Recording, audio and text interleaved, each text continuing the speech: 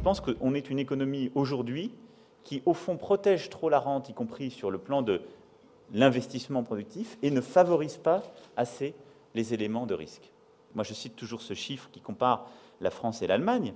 En 2009, on a vécu une récession 2 fois moins dure que les Allemands. Nous avons détruit 7 fois plus d'emplois en France. Parce que les Allemands ont adapté au niveau de l'entreprise les équilibres pour mettre en place du chômage partiel, réadapter l'organisation collective et passer ces caps difficiles. On est 5 fois moins robotisé que les Allemands, 2 fois moins que les Italiens.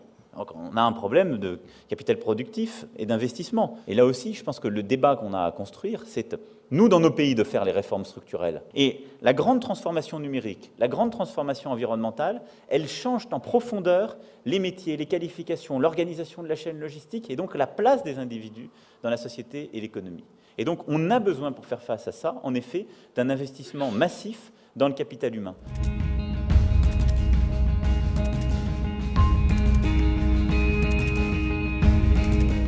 Au fond, il y a, au lendemain de l'élection présidentielle, pendant un temps très court, une sorte de dynamique démocratique. Il y a une possibilité de conduire des réformes à un rythme rapide. Dans les réformes que je vois juste après l'élection, il y a la durée du travail, il y a le code du travail, les contrats de travail, la fiscalité de l'investissement et l'allocation sociale unique. Je trouve que c'est déjà pas mal. On a trop de réglementations, trop de normes, trop de contrôles, trop de... Une volonté, au fond, une volonté de l'État et de la puissance publique de vouloir tout contrôler et tout encadrer qui a abouti à une augmentation des coûts et qui a abouti à des délais de construction qui sont insupportables. Moi, je fais depuis 3 ans le tour de France dans tous les sens. Je n'entends qu'un seul discours.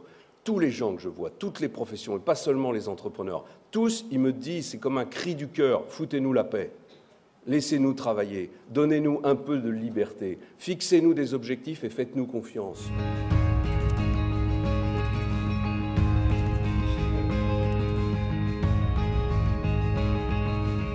Est-ce qu'on peut imaginer, par exemple, de créer une place boursière ? Ça a été essayé par un certain nombre sur le financement de la croissance des toutes petites entreprises. On pourrait le faire, on pourrait l'imaginer. Donc, quels que soient les clivages, les sensibilités, on est quand même capable de construire un truc qui fonctionne. Les branches, la Syntex est aussi une branche professionnelle, peuvent parfaitement investir aux côtés de l'État. C'est-à-dire qu'il faut avoir des politiques communes, publiques-privées. Pour que ça fonctionne, il faut que ce soit public-privé. Donc quand on a à bâtir une politique publique, on le fait en s'appuyant sur la pensée. C'est ce que font les Américains qui ont su mettre la politique en rapport avec l'université à un très haut niveau. Je ne suis pas adepte du modèle libéral financier. Je suis adepte d'un modèle industriel entrepreneurial. Donc nous avons à changer nos préférences collectives. Ce n'est pas un abandon du capitalisme, c'est une moralisation du capitalisme et c'est un rééquilibrage car ce sont des accords gagnant-gagnant que nous pouvons construire.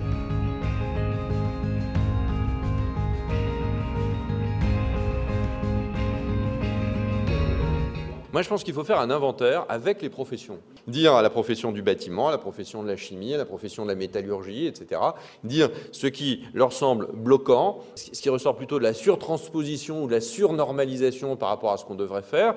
Et il faut un processus de simplification et de réforme de l'État. Il faut un processus stable, de droite ou de gauche. Il faut des procédures, il faut des règles. S'il n'y a pas de règles, c'est fait au petit bonheur la chance, et évidemment, ça ne donne rien.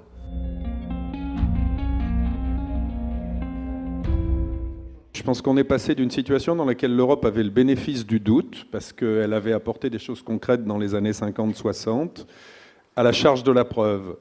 Et bien sûr, il faut un tandem franco-allemand, mais la capacité à le reconstituer rapidement, enfin au moins à échéance 1 ou 2 ans, me semble faible.